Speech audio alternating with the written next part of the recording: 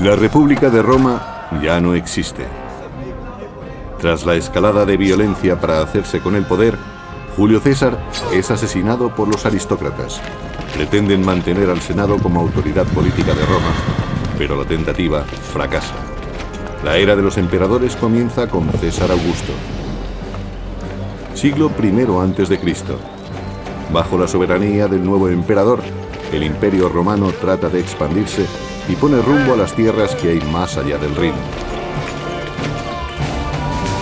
Pero la última conquista finaliza de un modo trágicamente violento.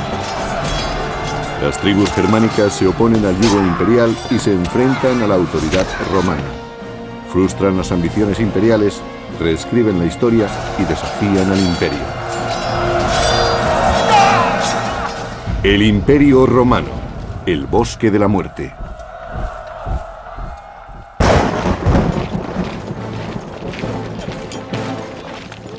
Galia, siglo I a.C.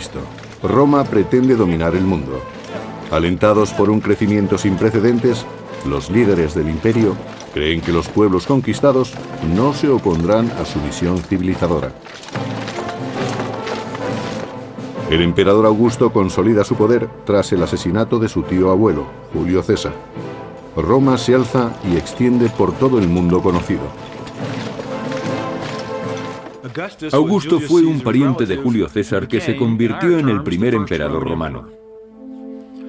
Él salvó la República. Sus métodos hubieran sido impensables para Julio César. Fue el principio del apogeo de Roma. Sus fronteras se expandían rápidamente gracias a las sucesivas victorias militares. Y en Roma se empezaba a creer que el imperio era invencible. Augusto ha triunfado en su tarea: poner los valores democráticos de la antigua república al servicio del poder y el liderazgo del emperador. Augusto salvó la República convirtiéndose en su único dirigente. Y al mismo tiempo convencía al pueblo de que la República seguía siendo lo que siempre había sido: una cooperación entre las personas de los estratos más altos y más bajos de la escala social. Algo que iba en beneficio de todos. Tras 35 años de liderazgo, Augusto considera esta expansión del territorio romano su mayor éxito. Para él, es algo que va más allá de la simple conquista militar. A fin de cuentas, los romanos se consideraban superiores al resto de los pueblos. Los romanos sentían que su misión era civilizar al resto del mundo. Tenían una misión cultural y por eso trataban de imponer la ley y la justicia, como ellos la concebían, al resto de los pueblos, aquellos a los que llamaban bárbaros. Tras la exitosa anexión de la Galia como provincia romana, el Imperio Romano trata de conquistar las tierras más allá del Rin, lo que se conocería como Germania. Las tribus de más allá del Rin vivían de manera precaria, luchando entre sí en sangrientas guerras fratricidas. Algunas tribus incluso se atrevían a penetrar en territorio romano, algo que el imperio no iba a tolerar. Roma considera que estos pueblos son salvajes e impredecibles, y por tanto, un objetivo a conquistar. Ha habido muchos debates sobre los objetivos de Roma al este del Rin. Quizás el imperio trataba de establecer una nueva provincia entre el Rin y el Elba. O quizás trataban de frenar las incursiones que llegaban de más allá del Rin. Casi todas las opiniones coinciden en que Roma intentaba establecer una nueva provincia. En el año 9 a.C., el emperador Augusto envía al general Tiberio más allá del Rin. La relación entre romanos y germanos es muy conflictiva. Hay gente que quería colaborar con los romanos y gente que aborrecía a los romanos. En aquella época los pueblos germánicos debían enfrentarse a muchos desacuerdos. Eran comunes las luchas por el poder. Tiberio, un destacado militar con importantes contactos, tiene muchas probabilidades de suceder al emperador. En Germania, visita al jefe de la tribu de los queruscos, al que considera un aliado potencial. Los bárbaros se aliaron con los romanos para luchar contra los enemigos comunes de ambos pueblos. Y los romanos querían extender las fronteras de su territorio y su misión civilizadora hacia las regiones del norte. El líder de los queruscos acepta la alianza con Roma. Aunque su pueblo no tenga interés en adoptar el modo de vida del imperio, se benefician de su protección y su prestigio. Tenían mucho que ganar si se aliaban con Roma, sobre todo la élite gobernante. Económicamente, esta asociación les daba acceso a muchos productos romanos, lo que les confería un estatus privilegiado. El príncipe germánico es todavía muy joven, pero acabaría convirtiéndose en un astuto conspirador. Fue educado en dos mundos, siguiendo las tradiciones de su pueblo y protegido por la gloria y el poder del imperio. Llegaría a ser un oficial romano y un rey germánico. Su nombre era Arminio.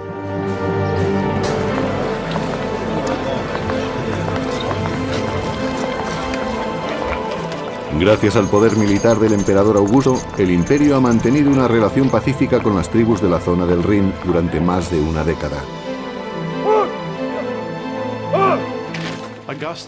Augusto era un dictador militar que tuvo que luchar sin descanso y logró levantar un imperio que gozó de una envidiable estabilidad durante 2 siglos.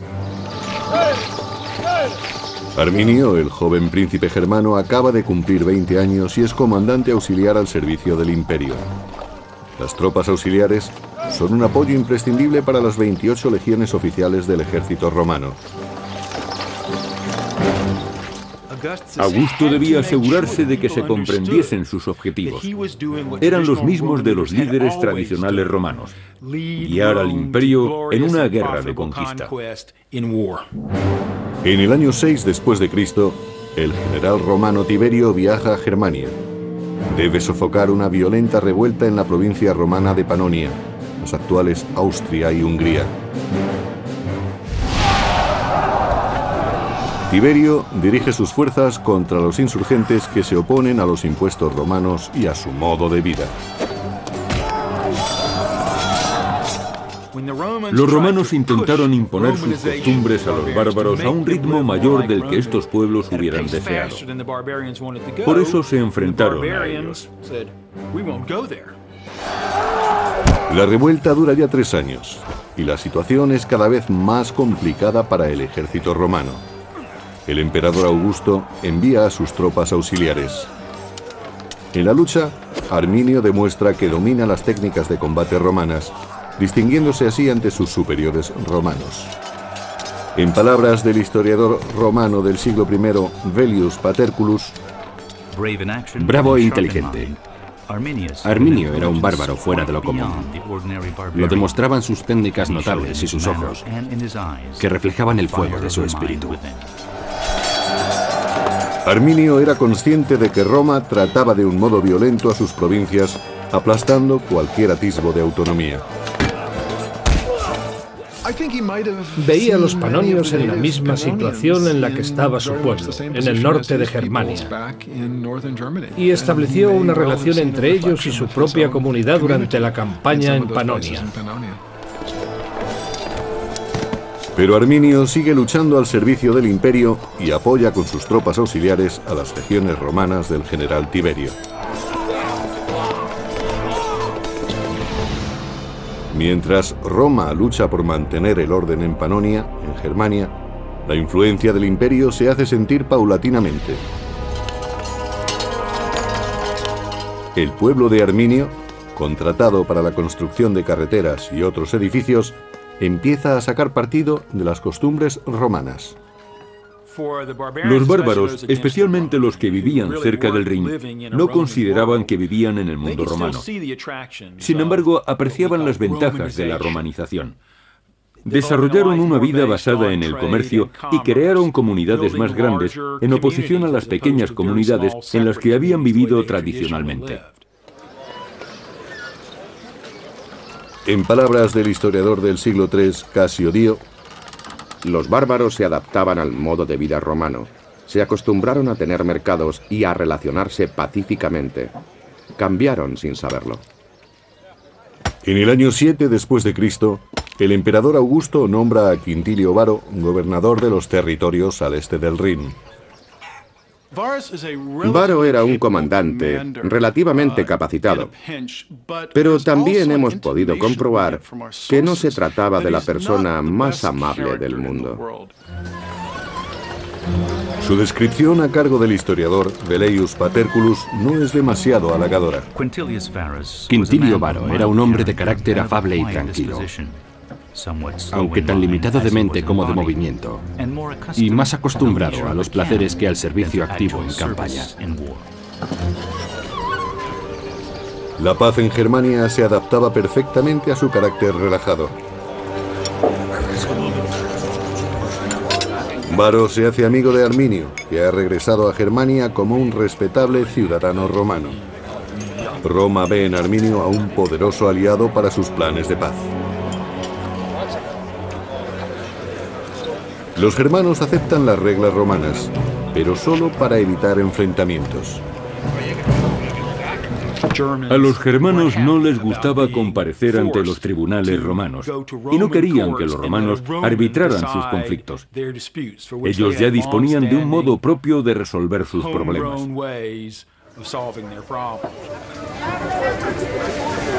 El resentimiento empieza a ser evidente, aunque la situación es pacífica, según Velleius. Los germanos son una raza de embusteros impenitentes. Interponen denuncias ficticias, se provocan unos a otros en peleas y las resuelven según las leyes romanas sin recurrir a las armas. Así muestran que se sienten agradecidos por la justicia romana y que su naturaleza bárbara se está extinguiendo. Varo tenía experiencia como gobernador en pueblos acostumbrados a ser gobernados. Pero eso no tenía nada que ver con las expectativas de los pueblos germanos. La intrusión, de acuerdo con el historiador Casio Dio, empuja a Arminio y a otros jefes a tomar medidas. En lugar de tratarlos como a esclavos de Roma, Varo les exigía impuestos como a las naciones sometidas. Pero ellos no se consideraban una nación sometida y preferían recuperar el modo de vida que habían tenido en el pasado. Los pueblos germánicos de la ribera del Rin decidieron que habían aguantado bastante a Varo y su administración, la imposición del modo de vida romano y sobre todo la justicia romana. Por eso decidieron tenderle una trampa y deshacerse de él.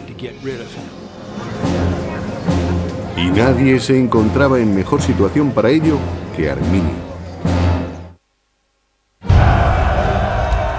Durante 3 largos años, el general Tiberio había luchado para sofocar las revueltas en la provincia de Panonia.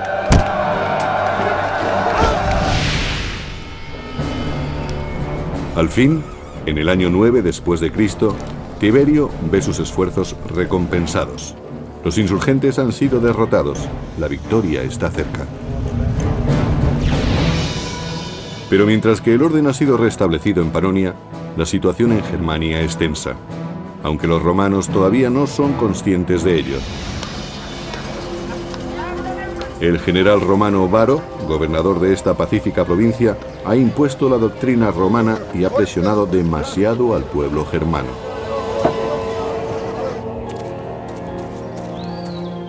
Los germanos, liderados por Arminio, se han cansado de pagar los impuestos romanos y de ser esclavos en su propia tierra.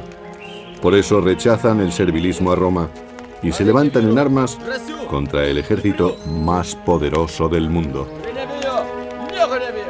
No todos los caudillos germanos están de acuerdo con el levantamiento. Uno de ellos, un hombre llamado Sellestes, considera que el riesgo es demasiado grande, pero Arminio convence al resto. En aquellos momentos, Arminio es la persona más influyente de su pueblo, y el hecho de ser apoyado por la mayoría de los suyos es todo un honor. Ya no quiere que lo vean como un eslabón de una estructura más poderosa. Ya no se siente como si formase parte de Roma. Arminio ha luchado en el bando romano y sabe que el poder de Roma reside en su fuerza, no en su sigilo. Tuvo la oportunidad de aprender las tácticas romanas y el modo en que operaba su ejército. Conocía todas las ventajas y también sus puntos débiles. Arminio conoce las técnicas del Imperio romano. Sabe que los romanos subestiman a los germanos y decide seguir manteniendo una relación cordial con el general Varo. Según Velleius Paterculus, Arminio se sirvió de la negligencia del general Varo para traicionarlo. Sabía que no hay hombre más fácil de vencer que el que no teme nada. Normalmente el origen del desastre es la sensación de seguridad. Parte del problema era la confianza de Roma en sí misma y en que podía derrotar a cualquiera. No esperaban que nadie en las regiones del norte contase con una defensa eficaz contra su ejército. si los germanos quieren atacar, deben hacerlo pronto. Sus enemigos han sido diezmados en otras batallas y no albergan ninguna sospecha. Los germanos montan su trampa en el espeso bosque de Teutoburgo, en el noroeste de la actual Alemania. Seguramente Arminio necesitó varias semanas y varios cientos de hombres para llevar a cabo su plan. Levantó una empalizada de 1 metro de alto y 3 de ancho, la cubrió de picas y después la camufló. Para el general romano Varo y para sus tropas, las legiones 17ª, 18ª y 19ª, las cosas siguen su curso natural. Ignoran el peligro y se dirigen a los campamentos del oeste, como en cada cambio de estación. Según el cronista del siglo III, Casio Dio, llevan carretas y bestias de carga como en tiempos de paz. Y también les acompañan muchas mujeres y sirvientes. Transportaban su armadura y su equipo en carretas tiradas por animales, porque nadie es capaz de cargar 30 kilos de armadura y 20 de equipo cada día. Se dedicaban a conversar con sus mujeres, a encontrar a alguien que sacara brillo a sus armaduras o a planear la noche con unas prostitutas. Y lo último en lo que pensaban en aquellos momentos era en prepararse para la batalla.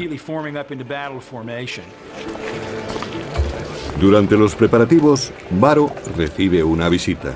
Es su viejo amigo Arminio, que está ahora al servicio de Roma. Viene a informarle de un conflicto tribal en el oeste. Arminio le pide ayuda para restaurar el orden.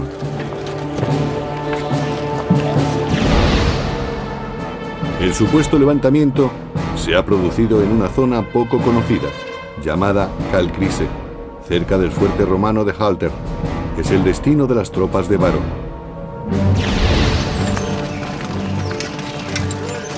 Varo moviliza a todo el campamento.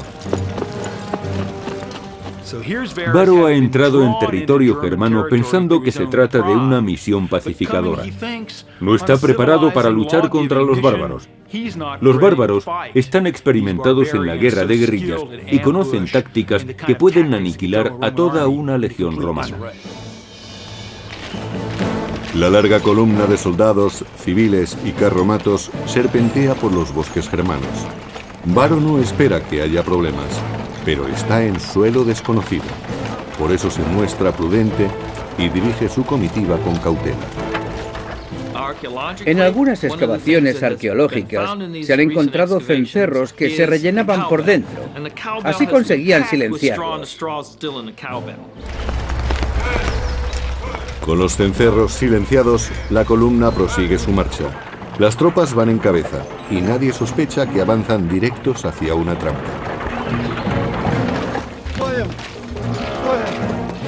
El caudillo germano Seyestes sigue sin confiar en el plan y trata de prevenir a Varo de la traición de Arminio, pero solo consigue ser apartado. En palabras del historiador Velleius Paterculus, Segestes pidió que detuvieran a los conspiradores, pero la fatalidad se había apoderado de Varo y había nublado su espíritu. Algunos bárbaros desconfiaron de Arminio y trataron de aconsejar a Varo. Pero el general se consideraba capaz de juzgar a la gente. Creía saber quién era su amigo y quién no.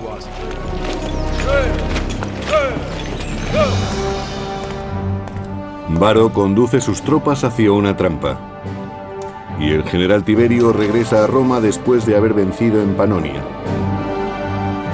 El emperador Augusto ve la victoria de Tiberio como una prueba irrefutable del poder del imperio. Roma es invulnerable.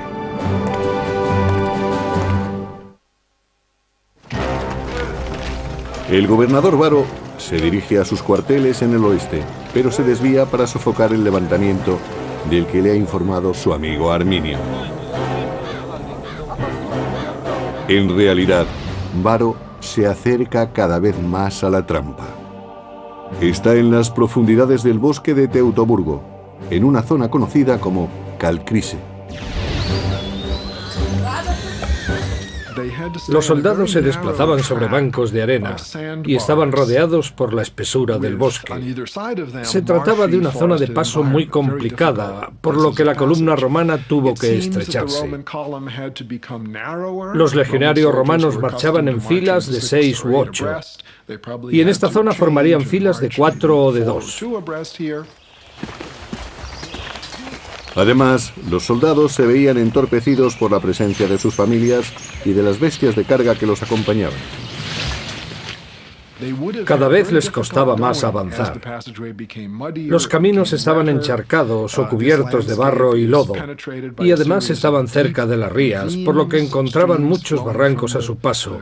Era muy peligroso. Esa era la ruta por la que se desplazaban los soldados de Varo. La peor ruta que podría haber escogido. A un lado estaba el pantano, al otro las colinas.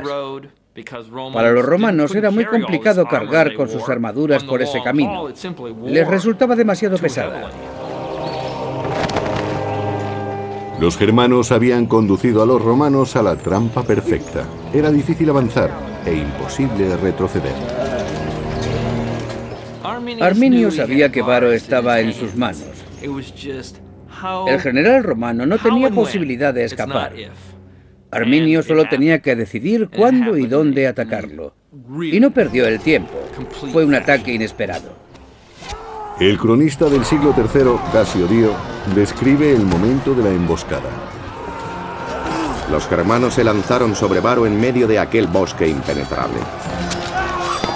Se mostraron como lo que eran, enemigos y no súbditos, y sembraron el caos.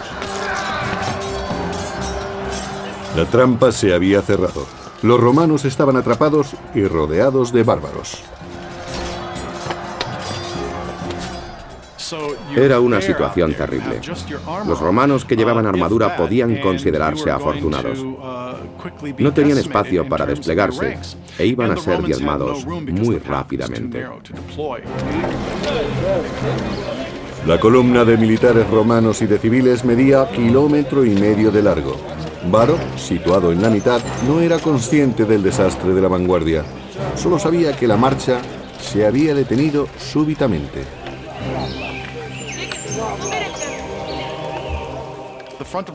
La vanguardia de la columna iba a ser la primera en caer, y no les era posible comunicarse con la retaguardia en esas condiciones. El ejército romano estaba en una situación muy vulnerable. Realmente corrían un gran peligro.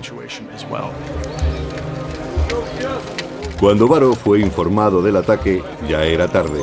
No había tiempo de prepararse ni de escapar. La sucesión exacta de los acontecimientos sigue siendo un misterio. Creo que en esta batalla el desenlace estaba decidido menos de 1 hora después, pero las escaramuzas pudieron continuar durante el resto de la tarde. Los legionarios tuvieron que asumir lo inevitable. Debió de ser un golpe muy duro para los romanos. Eran el imperio, el ejército más poderoso, como los Estados Unidos actualmente. Cada vez había más bajas entre los romanos y, según Casio Dio, empezaron a llegar más germanos. Las fuerzas del enemigo aumentaron. Los germanos que dudaron en un principio se unían ahora con la promesa del saqueo. Y quedaba la peor deshonra. 2 de las legiones perdieron sus estandartes de águila a mano de los bárbaros.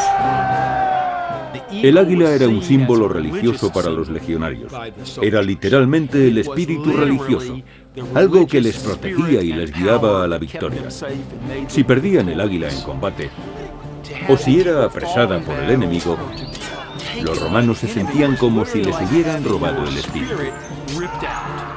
Y sin espíritu la derrota era segura, pero mucho peor que la derrota era la deshonra. Y no había nada más deshonroso que dejar que el símbolo del espíritu del soldado cayera en manos enemigas. Era lo peor que podía ocurrirles.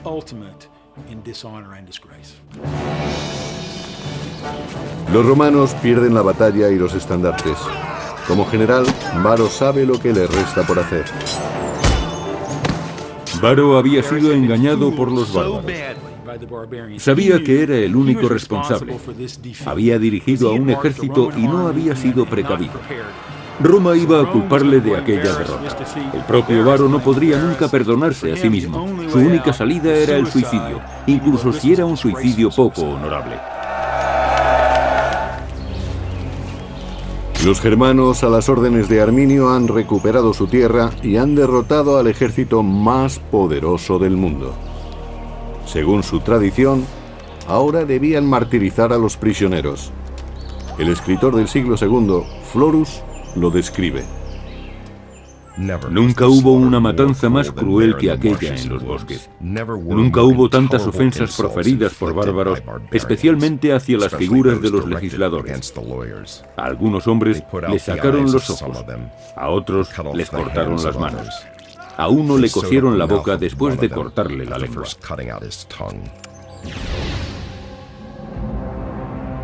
Mientras Germania celebra su victoria sobre Varo, el general Tiberio se dirige a Roma después de su triunfo en Panonia.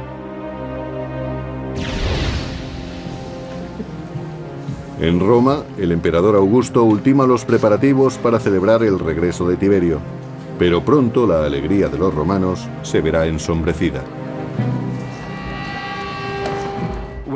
La noticia de que habían perdido 3 legiones llegó a Roma. Augusto estaba completamente horrorizado. Según cuenta la historia, el emperador gritó varias veces: «Varo, Varo, devuélveme mis legiones». Supuso un revés tremendo. Roma había encadenado una serie de triunfos militares y Augusto creía que los pueblos del norte serían fácilmente derrotados. Pero de pronto 3 legiones enteras habían sido destruidas en una sola batalla. Eran aproximadamente 20.000 hombres. Fue un desastre sin precedentes.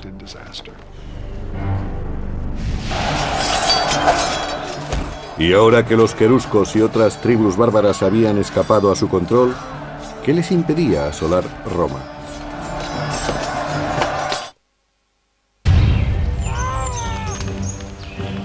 Año 9 después de Cristo. Las legiones romanas están siendo diezmadas en el norte. Cuando el general Tiberio regresa a Roma, encuentra al emperador Augusto destrozado por las noticias de la terrible pérdida.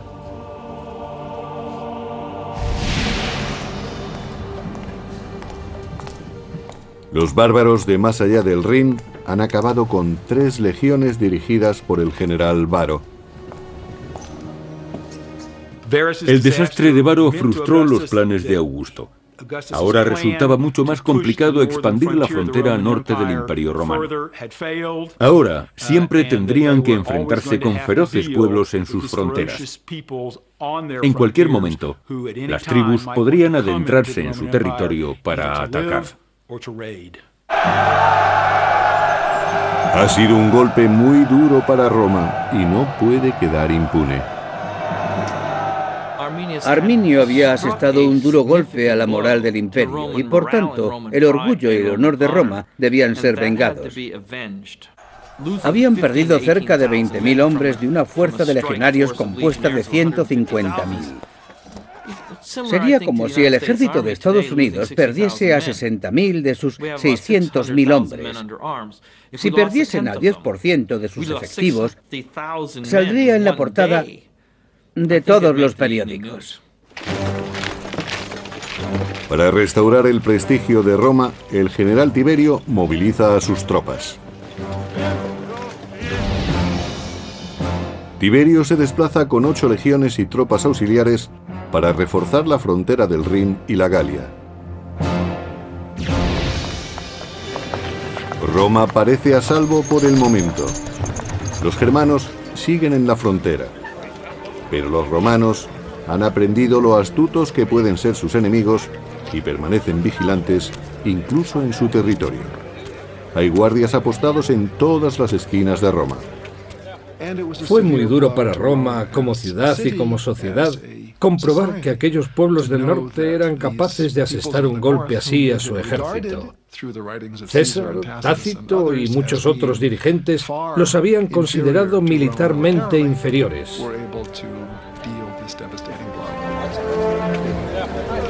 Roma, el paradigma de la civilización occidental, de pronto se siente vulnerable. Todo ciudadano o visitante extranjero se convierte en sospechoso, en enemigo potencial. Augusto, temeroso de un levantamiento por parte de los germanos, los expulsa. Mientras Roma entera se estremece de miedo, los germanos del otro lado del Rin se muestran eufóricos. Arminio celebra su victoria sobre Roma uniéndose en matrimonio a Tusnelda. Se trata de la hija del caudillo rival, Seyestes, que trató de prevenir a Varo de la traición de Arminio.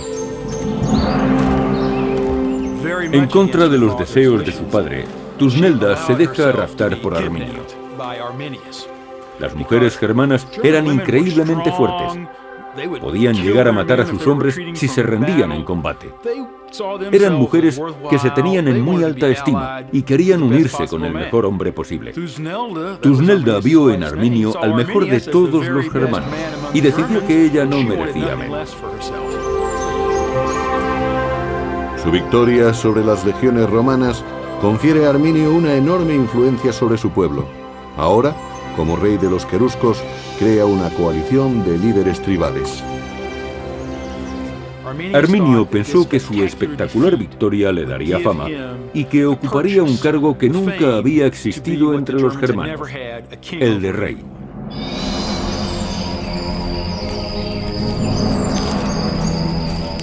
El lugar de la masacre se convirtió en un lugar sagrado. Se mantuvo intacto para conmemorar la victoria y rendir culto a los dioses germanos. Los germanos practicaban su culto en el campo. Erigían imágenes y tótems de animales en el bosque. El tallado de tótems era muy común en la época, también entre los romanos, pero probablemente los germanos sean el mejor ejemplo. Roma había sufrido un fuerte impacto. Los germanos conservaron las armas romanas como una recompensa sagrada. Las espadas, picas y escudos eran obras de artesanía y su fabricación requería muchos materiales. Económicamente eran muy valiosos, pero parece ser que en muchas circunstancias el valor ritual era más importante. Se han encontrado cientos de ellos con ornamentos que indican que pertenecieron a oficiales.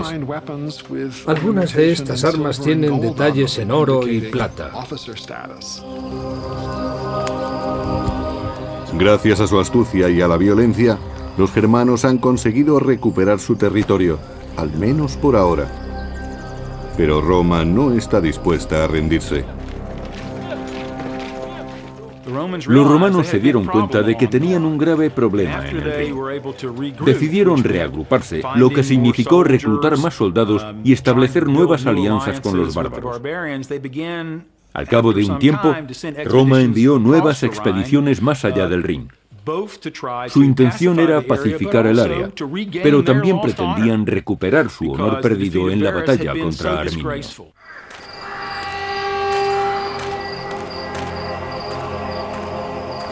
Era preciso que la situación cambiase. El Imperio Romano necesitaba recuperar su autoestima.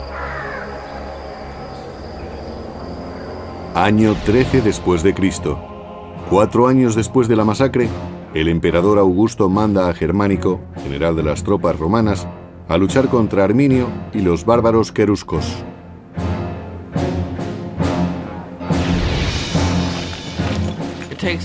Era prioritario que la potencia militar de Roma se restableciera. De lo contrario, Germánico no podría disponer de las tropas suficientes. No había discusión posible. El honor del emperador y probablemente su vida estaban en juego. Era un problema que había que solucionar enseguida. La fuerza interior de los romanos se alimentaba de venganza, de odio y de furia. En aquel momento no existía la idea de compasión ni de humanidad. Eran un pueblo despiadado. Enviar a Germánico a Germania fue una de las últimas órdenes que daría Augusto. Un año después, a los 77 años, murió abatido por las consecuencias de la derrota. No pudo completar su visión del imperio. Sin descendencia, Augusto nombró a Tiberio como su sucesor. El emperador Tiberio trató de recuperar el honor de Roma y el de Augusto. Augusto había alcanzado la gloria en numerosas campañas militares, pero nunca se recuperó psicológicamente de aquel golpe. Murió pocos años más tarde. En muchos aspectos sintió que su legado había sido destruido. Augusto, que había dedicado su vida a romanizar el mundo, murió por el peso de la derrota. Lo que se había perdido en Germania nunca se volvería a recuperar, pero los germanos habían de pagar por la humillación sufrida. Una sangrienta batalla supuso la gloria para el caudillo germano Arminio y para los bárbaros. La misma batalla que socavó la confianza del imperio. Pero Roma no se rendía. El general romano Germánico marcha hacia Germania. Su único objetivo es la venganza y decide atacar una tribu afín a Arminio. Como desafío, las tribus queman sus propias aldeas para privar a los romanos de cualquier cosa de valor. No había mucho que saquear en las ciudades de los bárbaros. Tenían asentamientos cada vez más grandes, pero podían desaparecer en cualquier momento y regresar más adelante. Mientras, el enemigo derrochaba dinero en una campaña que no aportaba ningún beneficio. La guerra se había convertido en algo deficitario económicamente. El historiador del siglo I, Tácito, pensaba de otro modo. Germánico ordenó a uno de sus generales atacar a la tribu de los brusteros, y en la vorágine de la matanza hallaron el águila de la 19ª legión que habían perdido con Varo.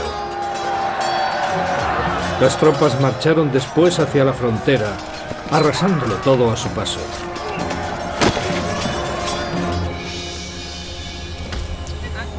En esta campaña, los romanos liberan a Seyestes, el caudillo encarcelado por Arminio. Pero su venganza no terminaba ahí.